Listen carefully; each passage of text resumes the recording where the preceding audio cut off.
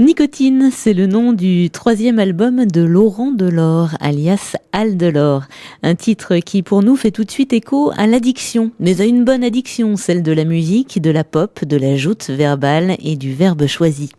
Guitariste émérite et reconnu, diplômé du conservatoire et professeur très réclamé, c'est en 1996, aux rencontres d'Astafor de Francis Cabrel, que Laurent trouve sa voix, en dessinant à la pointe de sa plume, juste et acéré, le personnage Al. Il s'entoure, ou se cache, au choix de 6 musiciens pour sortir son premier album, au moment même où il commence à monter sur scène et à composer pour Yves Jamais. Rigoureux et méthodique, Al Delort apprend de toutes ses tournées avec Jamais, qui lui permet parfois même de pousser la chansonnette. Al s'assume, se libère et trouve en Christian Pilemi le complice idéal d'une formule en duo qui séduit autant pour ses chansons que pour sa touche délirante.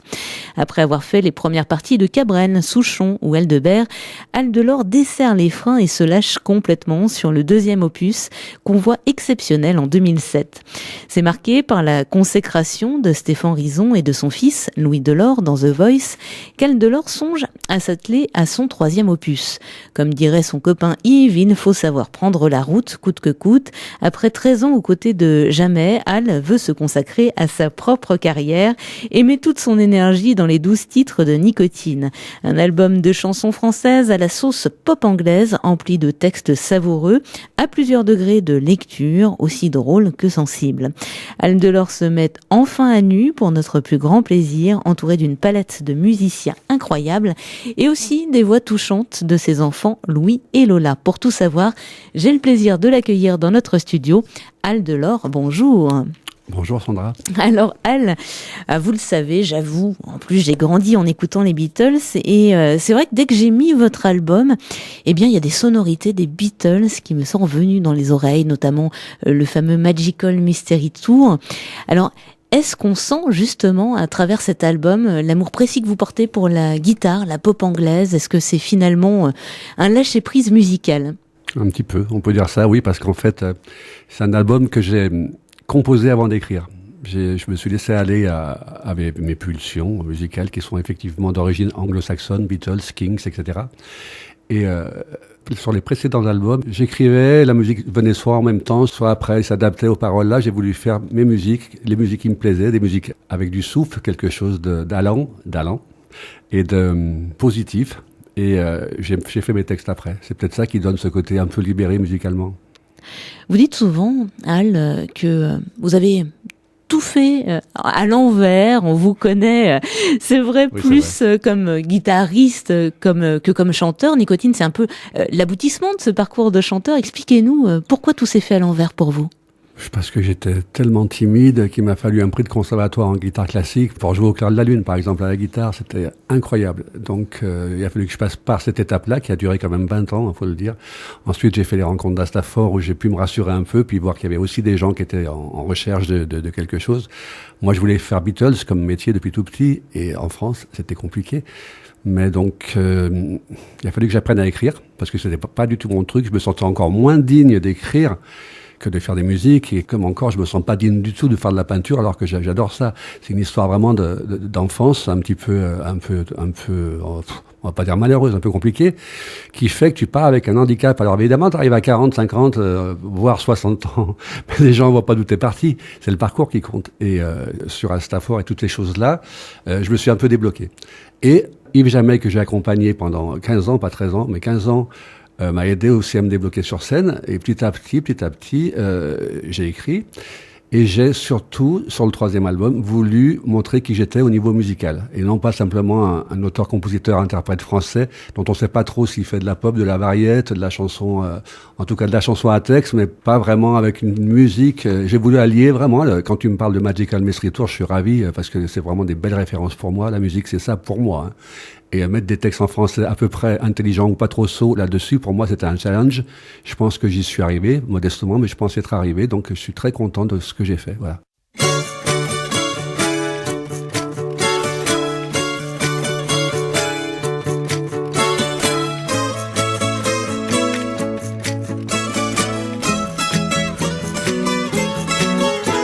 Avec B.A., c'était bien avancé, tu vois. mais c'était un plan B. Oui, c'était un plan B. Je cherche une fiancée, es-tu prêt à m'aider? Oui. À la trouver, cette fiancée. Cécile, Chloé, Christine, Séverine. Avec Karine, c'était clair pour un CDI, mais c'était un cas. Oui, c'était un cas. J'ai besoin d'une info, man. Je cherche une info. J'ai besoin d'une info, man.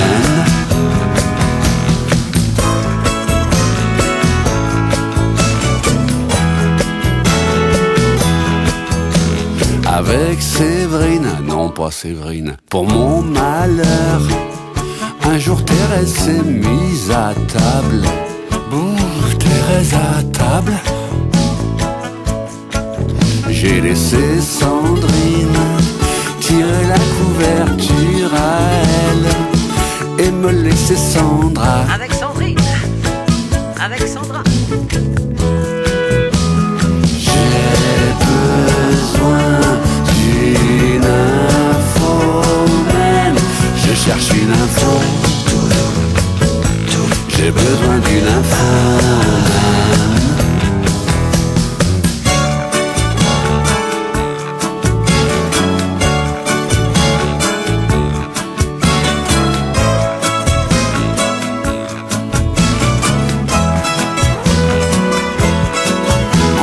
D'une info, j'ai un jour rencontré Katie. Elle avait un sacré QI, mais ne voulant pas d'un plan. Avec Chloé, j'avais trouvé ma fiancée, mais trop heureuse pour être heureuse. Je l'entends susurrer ces mots insensés.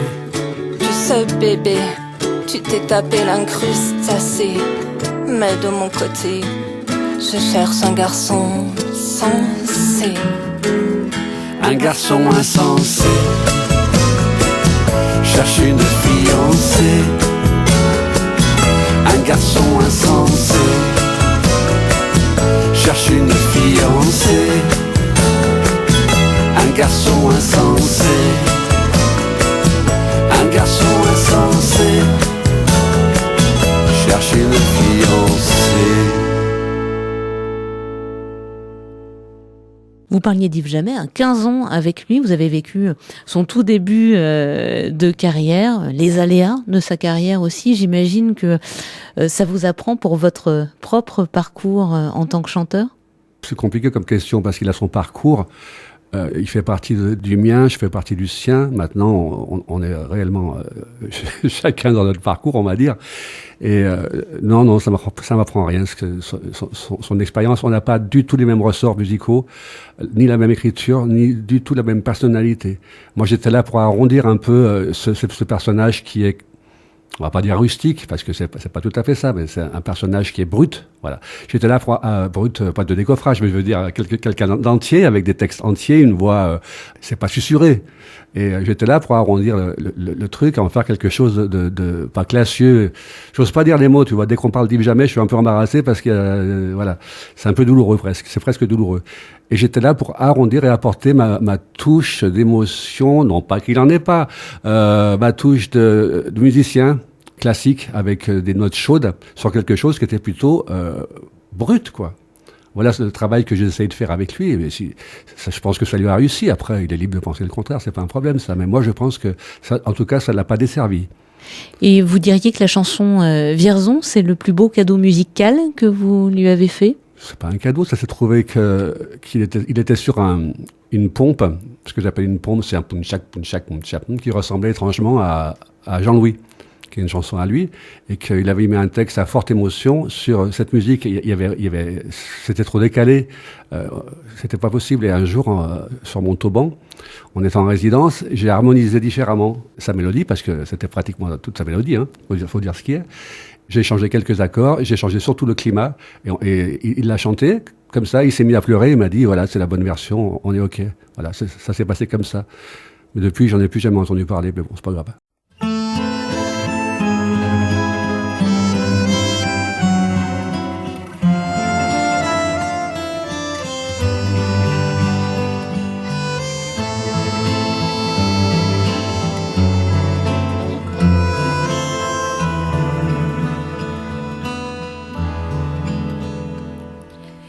Une portière claque, je sens que tu t'éloignes de moi.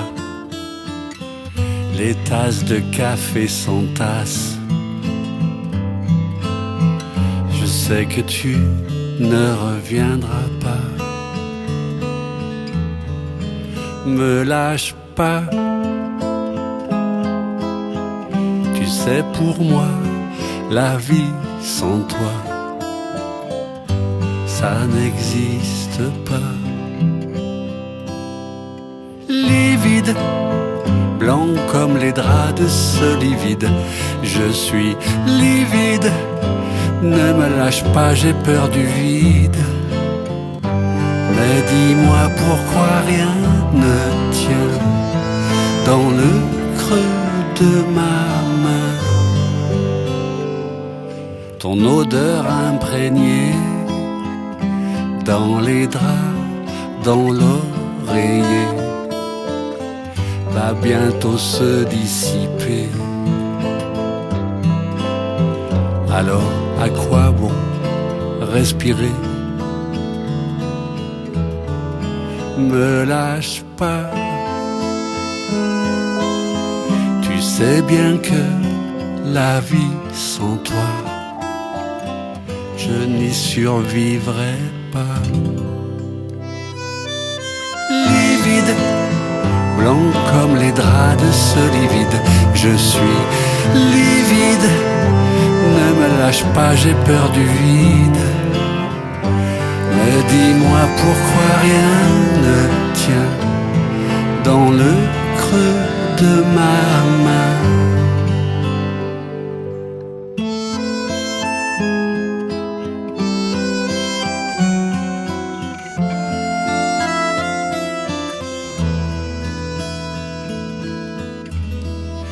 Livide, blanc comme les draps de ce livide, je suis livide. Ne me lâche pas, j'ai peur du vide.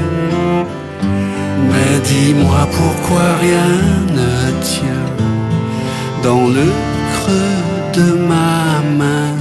Mais dis-moi pourquoi rien ne tient, même un tout petit rien. Mais dis-moi pourquoi rien ne tient dans le creux de ma main. Mais dis-moi pourquoi rien ne tient, même un tout petit rien.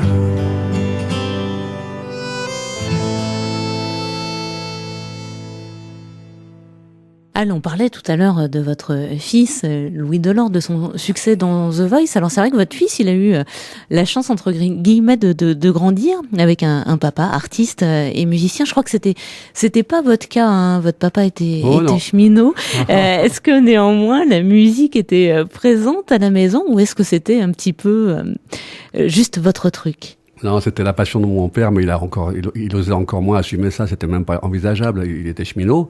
On s'est retrouvé à la Croix-Rousse à Lyon, et puis le dimanche, il sortait le Tépaz et puis il mettait du Luis Mariano, des choses. Il est pas mort, hein. Il aime beaucoup la musique. Et par contre, la musique que j'aime et que j'aimais, ça lui plaisait pas du tout, quoi. Une fois, j'ai essayé de lui faire écouter une version du Sous-marin jaune par Tino Rossi pour lui faire un lien entre les Beatles, et ça l'a pas convaincu. En plus, la version était pourrie de Tino Rossi. On parle de Tino Rossi, hein. Je crois que vous avez fait, comme beaucoup d'artistes d'une certaine génération, vos débuts dans les baluches. Oh là là, ça c'est une catastrophe. Ça c'est le regret de ma vie. J'ai laissé presque toutes les plumes que j'avais, quoi. J'ai dû prendre 2 plumes et en perdre 48, quoi. Dans les baluches, j'ai rencontré des gens que j'aimais pas. Enfin, à part au début où on faisait ça entre copains un petit peu. Quoiqu'au tout début, on venait nous chercher dans des caves où on répétait du Floyd, on répétait des choses un peu, tu vois, de l'époque. On aimait vraiment la musique. Les chefs d'orchestre venaient nous chercher jusque dans les caves de la Croix-Rousse pour aller faire les idiots sur des scènes devant des gens qui s'en foutent. Alors tu peux faire ça pendant 2 ans, 3 ans, c'est bien, c'est formateur, comme on dit, mais après, au bout de 20 ans, t'en peux plus, quoi. En plus déjà que t'as du mal à écouter la radio parce que tu t'y retrouves pas du tout, parce qu'en plus, il faut les jouer, il faut les apprendre et les jouer. C'est pour ça que j'étais très heureux, je suis revanchard, hein, quand la chanson de Louis Sur ma peau a marché et que j'ai vu sur les droits d'auteur tel orchestre a joué cette chanson sur une fête de village, machin, voilà. Pour moi, c'est un petit plaisir personnel parce qu'il y a vraiment j'ai rencontré vraiment des stars dans les baluches, mais des stars dans le mauvais sens du terme, quoi. Voilà. Au bar à cocktail, un couple se déchire. Je crois que le mieux pour elle, c'est de s'attendre au pire. Un soir d'orage, à l'hôtel Hilton, les raisons s'égarent, les murs déraisonnent, plus rien ne m'étonne. Un soir d'orage, à l'hôtel Hilton.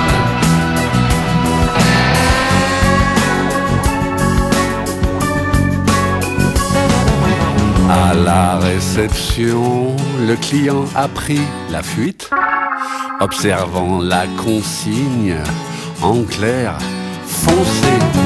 Pour l'ouvreuse de l'hôtel Hilton, la fermeture est claire. Elle va poser sa candidature, faire grimper la température à l'hôtel Mercure. Un soir d'orage, à l'hôtel Hilton, les raisons s'égarent, les murs déraisonnent, plus rien ne m'étonne. Un soir d'orage, à l'hôtel, un soir d'orage, à l'hôtel Hilton, les raisons s'égarent, les murs déraisonnent, il n'y a plus personne. Un soir d'orage, à l'hôtel, un soir d'orage, à l'hôtel, un soir d'orage, à l'hôtel Hilton. On en parlait tout à l'heure, ce sont les rencontres d'Astafor qui ont permis la naissance réelle du personnage scénique Al, du chanteur. Ça vous a libéré, ces rencontres-là? Oui, la rencontre d'Astafor, oui, parce que déjà, comme je te disais, j'ai rencontré des gens qui étaient un peu dans le même cas que moi, alors que quand tu crois souvent que tu es seul dans ce genre d'aventure. En fait, j'ai vu des gens qui étaient en demande, qui avaient du talent, qui n'étaient pas forcément compris. J'ai compris aussi qu'il y avait un gros problème quand même, et ça a pas beaucoup changé. Ça a aggravé entre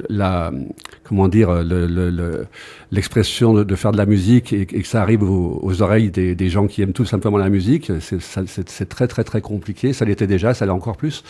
Mais Astafor a débloqué chez moi l'écriture aussi. Et puis j'étais très énervé encore plus que maintenant. J'avais 40 ans, j'étais frustré, vraiment quoi, de pas pouvoir faire mon métier. Parce que c'était anglo-saxon, parce qu'à cette époque-là, il fallait faire, je sais pas quelle connerie. On est toujours en retard d'une guerre, de toute façon, en France. Tu sais, où est-ce qu'on a pris ce retard? Dans les années 60, début des années 60, tu regardes un petit peu ce qui se passe. Donc, tu as Sylvie Vartan qui veut pas chanter. Donc, tu vois une vidéo, elle chante, mais c'est pas, tu vois des tas de gens comme ça qui font des twists ridicules avec des paroles débiles. Et au milieu de l'émission, tu vois les Beach Boys. Les Américains, les Beach Boys qui te balancent un truc énorme. Tu te dis, oh mon Dieu, c'est là que ça s'est créé l'écart, quoi. On n'a jamais rattrapé. Il y a ce souci, justement, chez vous, perpétuel, de ne surtout pas chanter des trucs débiles, comme vous dites. Alors là, dans mon album, je me suis approché dangereusement avec 2 chansons. Une qui s'appelle Le Quotidien, qui est une chanson drôle, un petit peu genre femme libérée. Parce que justement, je voulais alléger mon bazar, là. Parce que c'est bien beau, ton album, qu'est-ce que je l'aime, je l'écoute quand je suis tout seul, la nuit, machin. Et là, je voulais un truc qu'on écoute en bagnole, un truc qui fasse plaisir, comme les Beatles, quoi. Quelque chose de, pas forcément plombant. C'est pas plombant ce que je fais, mais ça demandait quand même une écoute. Et là, c'est un disque qui peut se mettre à l'apéro, c'est un disque... Surtout à l'apéro, avec modération, évidemment. C'est un disque qui peut se mettre à l'apéro, et je voulais ça. Avant de mourir, je voulais laisser une trace de quelque chose de plus léger qui fasse du plaisir aux gens. Et par contre, dans les textes, il y a quand même des choses. Mais j'ai attaché moins d'importance à des trouvailles. Enfin, si tu veux, avec une trouvaille, j'ai fait une chanson, une trouvaille ou 2. Alors que sur les précédents albums, c'en est truffé et je comprends que ça puisse même lasser certains. Ça vous est arrivé que certaines personnes mettent vraiment peut-être même 10 écoutes pour comprendre toutes les trouvailles des précédents disques? Bah oui, hein. Même là, à l'hôtel Hilton, ils ont du mal. Hein. Un soir d'orage à l'hôtel Hilton. Donc, je leur dis Hilton. Alors, j'ai mis des bruits de tonnerre à la fin de la chanson pour qu'ils soient, pour les éclairer un peu.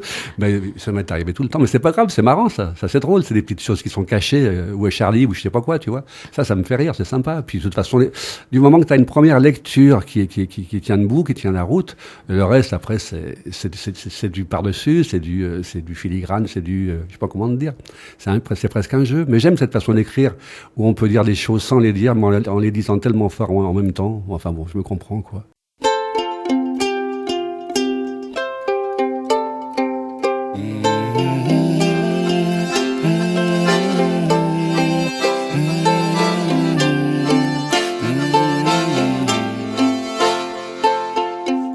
Elle sort d'une vilaine histoire d'amour,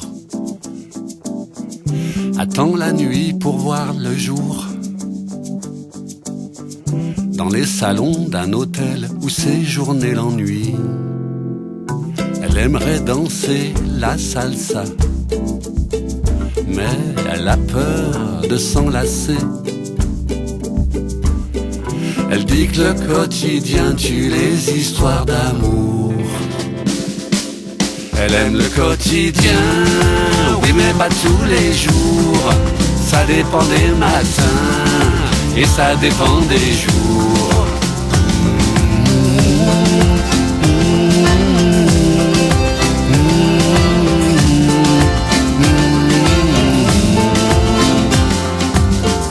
Elle rêve d'un capitaine au long cours, mais qui l'aborde tous les soirs, la fasse chavirer tout en mettant les voiles. L'idéal serait un classe à faire, regard d'acier un peu bohème, qui la fasse voyager, oui, mais sans trop bouger. Elle aime le quotidien, oui, mais pas tous les jours. Elle dit que le quotidien tue les histoires d'amour.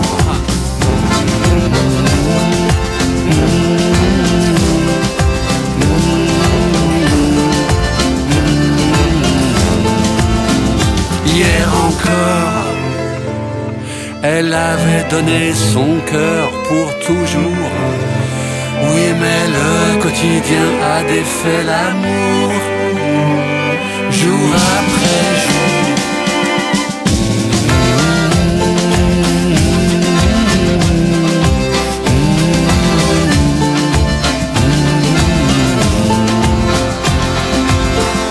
Pas de cuisine ni dépendance, mais qui l'appelle tous les matins. Chacun de son côté, oui, mais main dans la main. Elle aime le quotidien, oui, mais pas tous les jours. Ça dépend des matins et ça dépend des jours.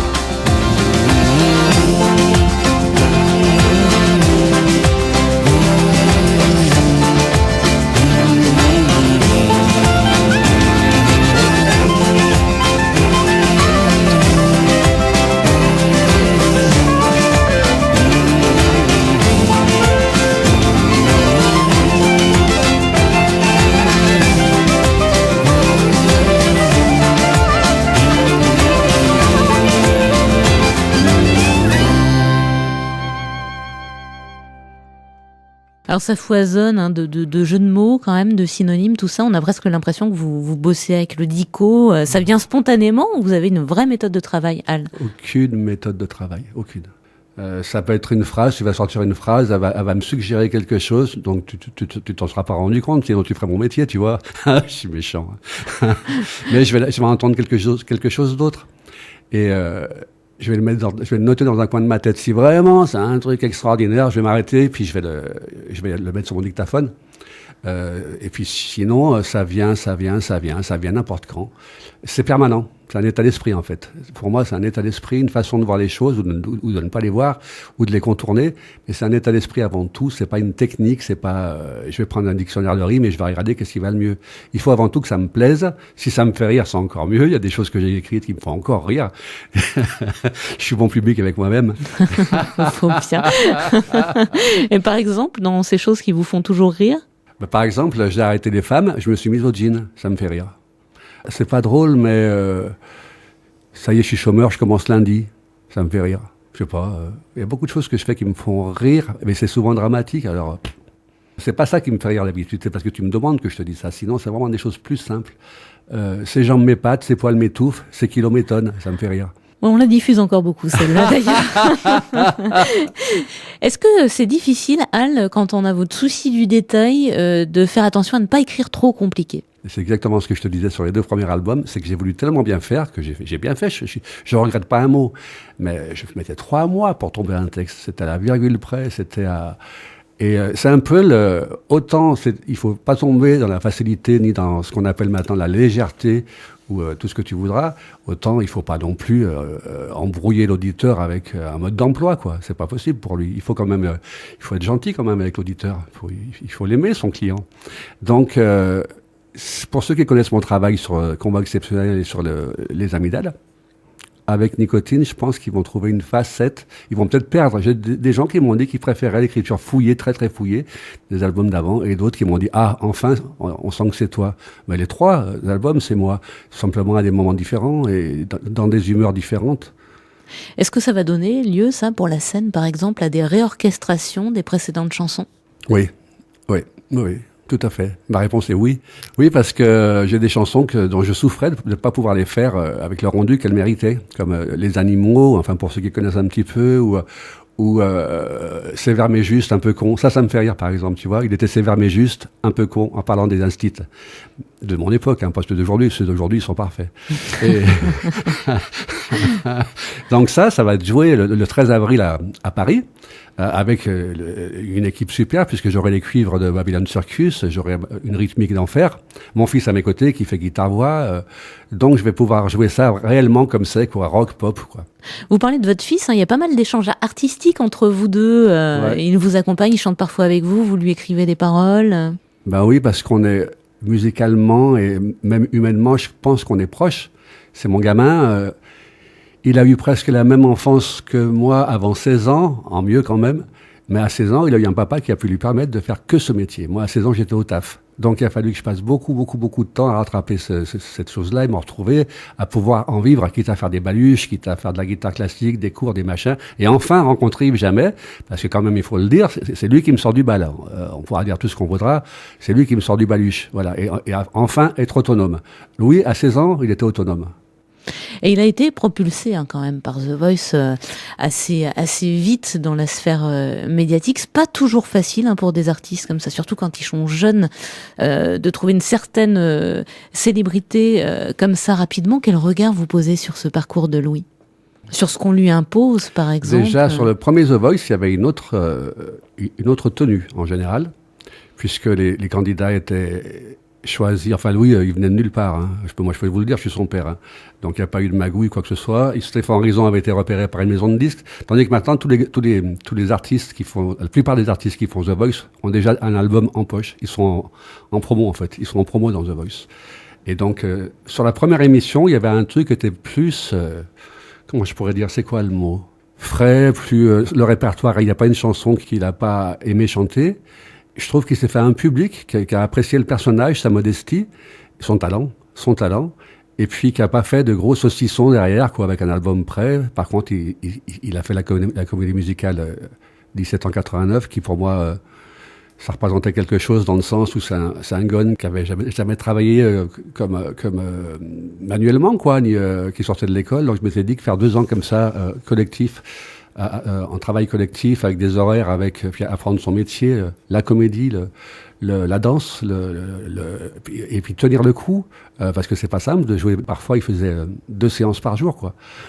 50 personnes sur scène, 100 personnes. La douleur avec la perte d'un technicien, Voilà, il a appris tout ça pendant ces 2 ans-là. Est-ce que ça valait pas le coup de le faire? Moi, je pense que si.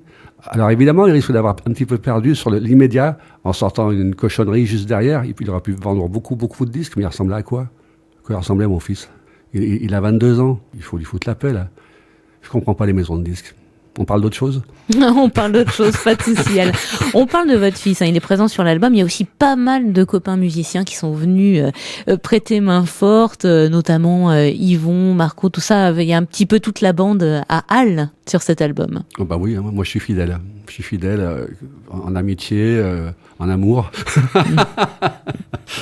Non, mais quand j'ai des bonnes relations avec quelqu'un, je vois pas pourquoi en changer, quoi. Ou alors c'est vraiment un choix artistique parce que le mec, j'ai beau l'adorer, mais il sait pas faire ce que je veux sur un truc. Pourquoi pas? Mais autrement, non, je suis assez fidèle. Il y a Christophe Millot, oui, il y a Laurent Coudurier, qui est un des tout premiers Amygdales. Il y a tous ces gens-là, il y a un petit peu des nouveaux, mais bon. Au départ, je voulais faire un truc ouvert, les Amygdales. Pour moi, c'était un groupe ouvert, open. Je me voyais pas vraiment devant, quoi. C'est douloureux pour moi d'être devant. J'y vais pas comme je vais acheter une baguette de pain. Moi, j'ai pas ça. C'est pas douloureux. C'est vraiment dur d'entendre ça pour quelqu'un qui en rêve, mais c'est pour moi qui suis plutôt quelqu'un de renfermé, d'introverti. C'est pas simple. Et j'espère bien prendre du plaisir avec cette équipe, parce que c'est vrai que sur mes premiers concerts, il y a 15 ans.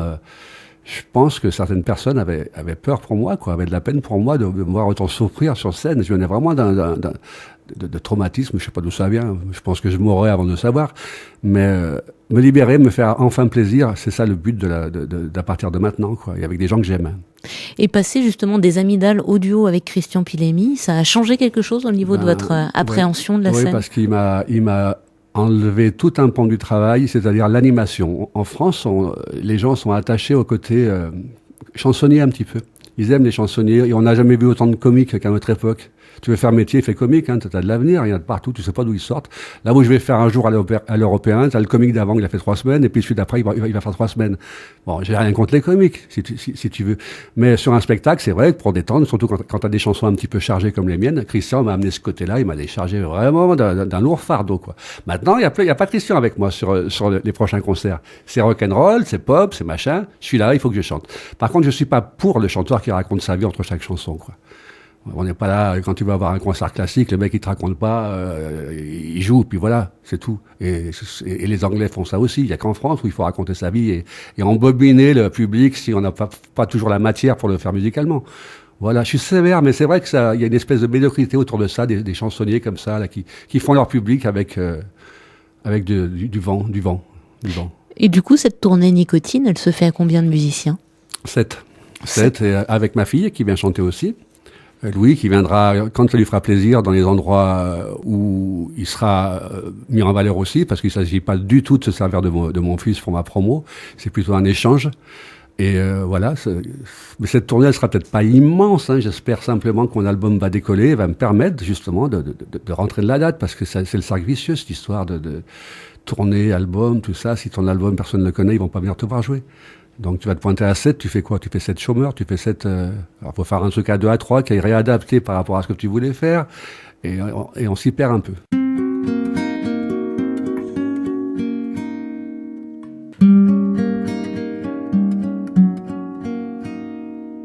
Au fil de mes nuits j'amoncelle, j'enroule dans mes sommeils des ribambelles de rimambelles. Juste parce que la flamme est belle, même si parfois elle est cruelle, qu'elle se croit immortelle, la nuit j'enroule juste pour elle des rimambelles en ribambelles. Une hirondelle, des chanterelles et des coquillages à la pelle dans mon escarcelle. Une petite chapelle, la lueur d'une chandelle qui nous appelle. Au soir de mon dernier poème, dans un dernier stratagème, je coucherai parmi elles, la plus belle de mes rimes en belle.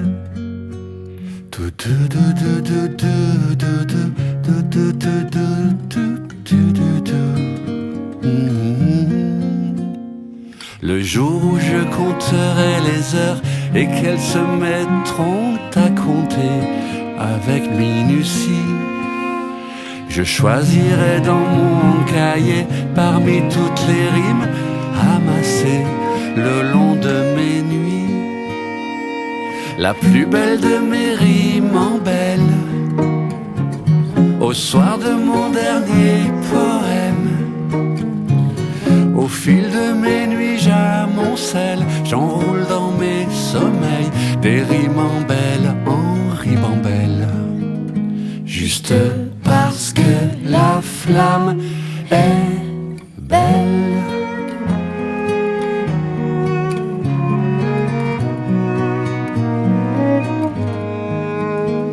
Juste parce que la vie est belle. Vous parliez de Lola et de Louis. C'est vrai que l'album se termine avec mon dernier poème, une chanson très jolie d'ailleurs, où il chante un mot sur cette chanson, Al. Mon dernier poème. Déjà, je l'ai mis en dernier dans l'album, c'était pour conclure sur une note positive. Donc j'ai voulu faire un truc familial, parce que ma fille a beaucoup de talent aussi, et puis familial et tendre, et puis avec un texte qui finit par « juste parce que la vie est belle ». J'ai dû faire 15 fois la prise avant de dire « la vie est belle » en étant convaincant, tu vois. J'y suis quand même... on a fait la prise un matin où il faisait 35 degrés, on était dans les Pyrénées, et la phrase est sortie, on l'a gardée. C'est ce que je pouvais faire de mieux. Mais la chanson, oui, c'est un petit testament gentil, mignon, pour eux, quoi, pour eux. Il y a plein de chansons super dans cet album. D'ailleurs, on en a écouté pas mal pendant cette émission. Alors, Une fiancée, bon bah voilà, ça c'est du Al Delort, tout craché, on vous reconnaît bien là. Il y en a une qui m'a vraiment surprise, que j'aime beaucoup aussi. C'est La Reine Blanche qui nous parle de Louise de Lorraine. Alors, comment vous est venue cette idée de thème? C'est surprenant quand même. Encore une fois, j'avais une musique qui avait 25 ans. Qui était en yaourt, en anglais, quoi. Bon, je rentre de vacances, je me perds, j'atterris à Chenonceau. Mais vraiment par hasard, quoi. Et puis, du coup, j'étais avec ma fiancée de la chanson, là. Et on visite Chenonceau. Bon, il y a eu 5 reines, je sais plus exactement, j'ai pas appris mon truc par cœur. Mais il y avait cette fameuse Louise de Lorraine qui avait été mariée avec Henri III, qui était parti à la guerre contre les infidèles, déjà, et qui est mort sur le champ de bataille et qui fait appeler sa gonzesse. Et il lui fait dire, surtout ne bouge pas et prie pour mon âme, parce qu'il a peur pour elle, il a peur qu'elle vienne le rejoindre et tout ça, qu'elle prenne un taxi puis qu'elle débaroule, tu vois. Et il lui dit, surtout ne bouge pas et prie pour mon âme. Donc, c'est ce qu'elle a fait. Elle a fait peindre sa chambre en noir. Et pendant 12 ans, elle a prié pour son défunt mari qu'elle aimait. C'était un des seuls mariages d'amour à l'époque qui n'était pas arrangé, quoi. C'était un vrai mariage d'amour, ça m'a touché. Donc, j'ai voulu éclairer cette chanson, parce que je voulais pas que ça soit plombé, hein. Il y avait aucune raison. Et c'est là-dessus, j'ai repris des phrases qui sont indiquées dans le château, hein. J'ai repris des phrases, et puis le refrain, j'avais cette phrase que j'aimais bien, « Le soleil l'adore ». Voilà, ça me plaisait, je l'avais pas placé, donc le soleil l'adore, on a compris. Et j'ai trouvé Louise de Lorraine, le soleil l'adore et endort sa peine, le soleil l'adore. C'est doux, c'est chaud, voilà, c'est ce que je voulais. Avec un son assez Beatles aussi, très Beatles. Sur cette chanson. C'est un refrain très Beatles que j'aime beaucoup avec les chœurs. On s'est pas gêné. C'est ce que j'ai aimé sur cet album avec Bruno Milonas, avec qui j'ai travaillé, qui avait travaillé avec les plus grands avant moi. C'est ce que j'ai aimé, c'est qu'on s'est pas emmerdé, quoi. On a fait ce qu'on avait envie. Il y avait pas de directeur artistique, il y avait pas de maison de disques pour nous dire ça va pas rentrer sur Énergie, ça va pas rentrer sur machin. On en avait rien à foutre. On s'est fait plaisir et j'ai fait un album qui, j'espère, fait plaisir aux gens quand ils l'écoutent.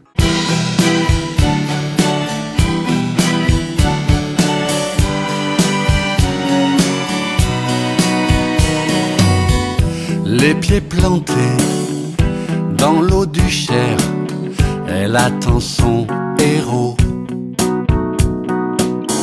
Le roi Henri combat les infidèles loin de Chenonceau. Louise a la haine quand elle arpente l'allée du château. Louise de Lorraine se promène, le soleil l'adore et endort sa peine. Le soleil l'adore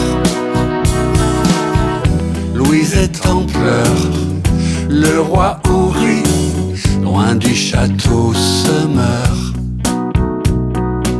Surtout ne bouge pas, et prie pour mon âme, étaient ses derniers mots. Tendu de tulle noire, les murs de sa chambre deviennent l'écrin de sa peine. Louise de Lorraine se promène, le soleil l'adore et endort sa peine. Le soleil l'adore.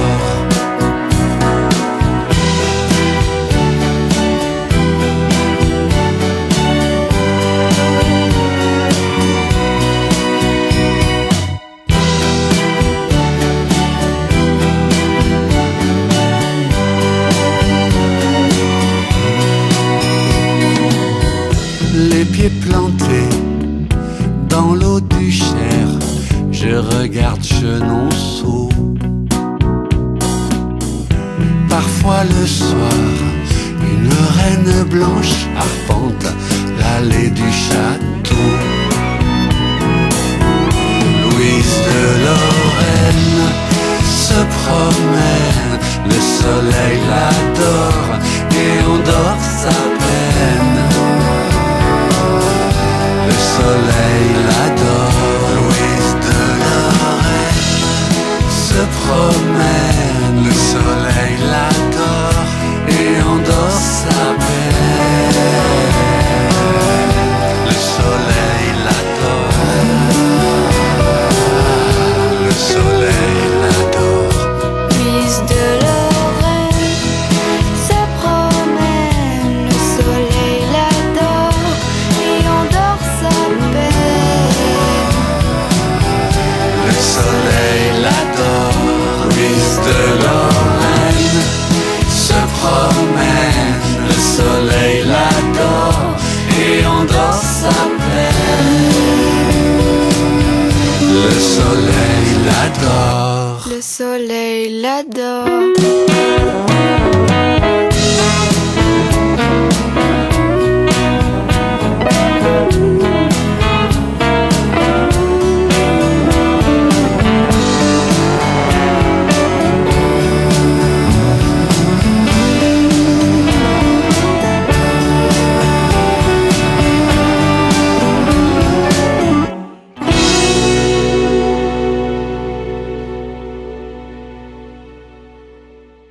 Alors, album Nicotine quand même, pour lequel vous avez récolté sur Internet 5 530 € pour le sortir.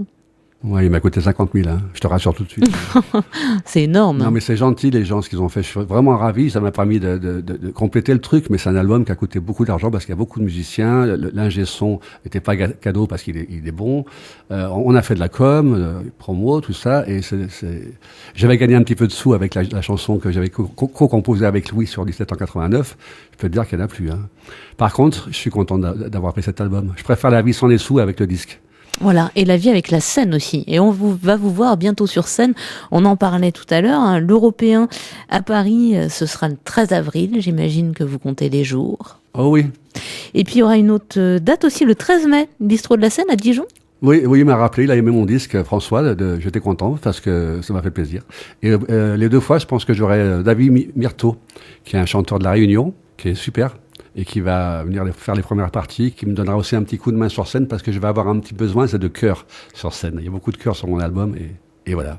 Voilà, si vous chantez bien, contactez Al Delort pour les chœurs de ces concerts.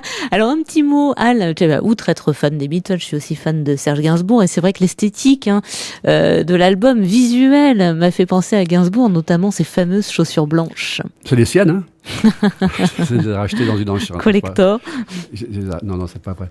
Non, mais c'est-à-dire que comme c'est compliqué parce qu'en France, c'est difficile d'être situé dans. Il faut des catégories. Donc moi, j'étais ni dans la chanson à la Cabrel, à la Souchon. J'étais pas non plus dans la chanson à la Jamais ou à la chanson française, quoi. J'étais nulle part. Donc il a fallu il a pas fallu. Ça s'est imposé naturellement. Maintenant, on me dit effectivement, l'univers est plus proche d'un Bachung ou d'un Tiefen ou dans cette cour-là que du côté de gens que j'aime beaucoup, hein, comme je vais pas te dire de nom, mais qui sont du côté chanson française traditionnelle, qui tourne beaucoup dans le circuit des salles théâtre, etc. Tu vois ce que je veux dire? Mais ma place, je l'ai pas trouvée. Enfin, je l'ai trouvée, elle existe. Enfin, je sais qu'elle est quelque part, mais je suis pas installé encore là-dedans. Parce que qu'est-ce qui me manque à ton avis? Un passé. Non, mais les gens, ils ont besoin d'une histoire qui va avec le personnage. Un mec de mon âge qui débaroule comme ça, il a forcément fait des choses. Il faudrait que ce soit. J'ai pas réussi dans les années 70. Tu penses que TFN, il aurait pas du mal de nos jours? Je dis pas qu'il n'y arriverait pas, mais est-ce qu'il aurait du mal à ton avis? Il passerait sur énergie? Bon, ceci dit, il n'est jamais passé en radio, ça l'a pas empêché. Mais c'était une époque qui était un peu différente. Je me souviens que j'avais des potes qui arrivaient. Il y avait de l'écoute en maison de disques, il y avait une demande en radio. Maintenant, les radios contrôlent tout, donc c'est les maisons de disques qui sont à la remorque des radios. C'est très, très, très compliqué, quoi. Mais bon, voilà, quoi. Mais bon, la vie est belle, quoi. Alors, la vie, je te dirais, c'était belle à l'heure de mon dernier poème. À l'heure de ma dernière heure, je te dirais le jour où je compterai les heures qu'elles se mettront à compter, avec minutie. Enfin, toute cette histoire-là, c'est là que c'est quand on fait le bilan. Puis il suffit d'un instant magnifique, peut-être, pour justifier toute la merde qu'on a vécue. Tu vois ce que je veux dire? Je suis pas désespéré.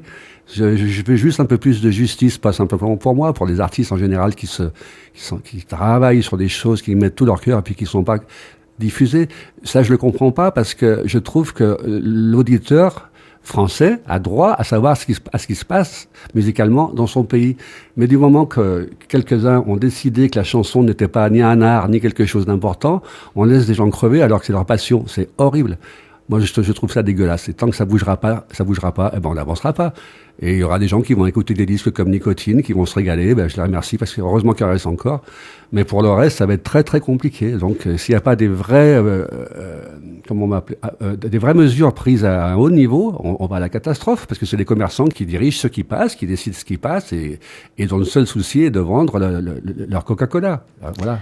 Bon, heureusement, il reste quand même des médias alternatifs comme notre radio associative qui diffuse des artistes de chansons, quoi. Là, je te remercie parce que s'il y avait vraiment plus de radios comme la vôtre, on n'en serait pas là et le public serait autrement mieux éduqué, non pas qu'il a à être éduqué, mais aurait déjà le choix, enfin une pluralité de choix, pas cette espèce de daube imbécile qui formaté, hein. On vous demande, pas à moi, mais tu sais de qui je parle, on lui demande des choses, je te dis le mot? Ah, vas-y. Bas du front. Voilà. Donc, à partir de là, moi, je ne discute plus musique. On fait pas le même métier. C'est pas la peine d'avoir voulu faire Beatles comme métier parce que eux savaient faire des choses accessibles, mais hyper mélodiques, hyper intelligentes et qui donnent un plaisir énorme et qui en donnent encore. C'était des choses complètement réussies, quoi. Tout en étant accessibles. Donc, on n'est pas obligé de faire de la merde pour vendre des disques, quand même. Je suis tout à fait d'accord avec vous. Est-ce qu'il y aura un clip pour la sortie de Nicotine aussi? Déjà fait ou en prévision? Non, en prévision, c'est la fiancée. Ah bah. C'est la fiancée avec des petites pépettes qui vont... peut-être que je vais trouver la mienne d'ailleurs. Hein. Non, arrête. Voilà, ça sera la fiancée. Elles vont arriver en voiture de collection. Moi, je sais pas, c'est un délire, mais c'est en préparation. Bien, on surveillera ça sur Internet, donc à ne pas manquer 13 mai bistrot de la Seine à Dijon. Et puis le 13 avril, dis donc, vous aimez les 13, vous le 13 avril à l'Européen. Tu sais que mon album, il est sorti le vendredi 13 novembre. Ah bah. Tout un symbole. Tout un symbole, Al. Merci beaucoup, en tout cas, C'est moi qui te remercie. D'être venu. On va se quitter, allez, avec votre chanson préférée de Nicotine, celle voilà, avec laquelle vous auriez envie de terminer l'émission. Les rivières. Ouais, les rivières. Par contre, regarde, tu vois, je peux te dire encore quelque chose? Oui. Sandra, écoute-moi bien, Sandra. Dans les rivières, j'ai fait un texte que je l'ai trouvé nickel. Bon, j'ai posé le crayon, j'ai retouché 3 bricoles, je pose le crayon. L'autre jour, je trouve, non te tue, pourquoi t'as pas mis ça? Seuls les pêcheurs savent lire entre les lignes, tu vois. Je l'ai trouvé après la chanson. Si j'avais pris un an de plus, ça y était, quoi. Je la mettrais peut-être en concert. Voilà, oui, c'est une bonne idée, ça. Il faut que les gens ils se la placent à l'intérieur en écoutant la chanson. Où est-ce qu'il aurait pu mettre ça? Ça va être le défi. Envoyez vos propositions à Al. al-delor.fr. Eh ben, merci beaucoup, Al, et à très très bientôt. Merci, en ski en musique. Merci, super.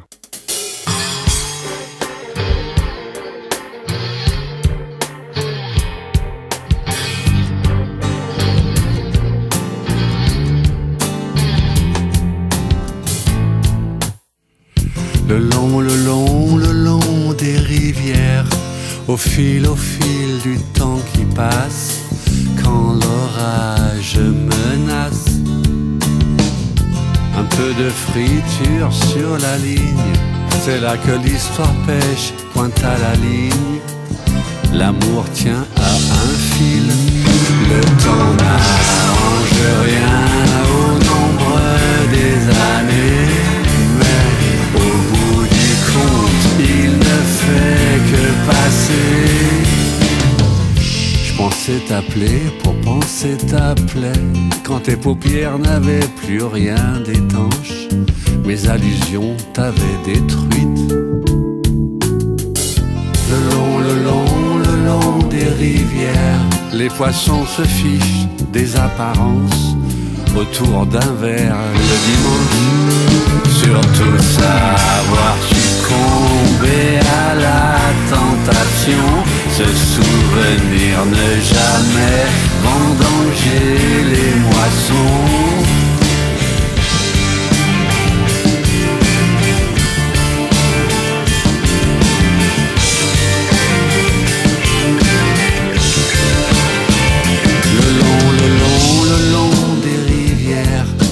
Apprendre à remonter, descendre au fil des illusions détruites. Gardons espoir, tendons la perche à ceux qu'on a délaissés sur la berge, qui avancent en cortège. Je sais, les poissons se fichent des apparences. Dis-moi au fond, sais-tu ce qui les branche?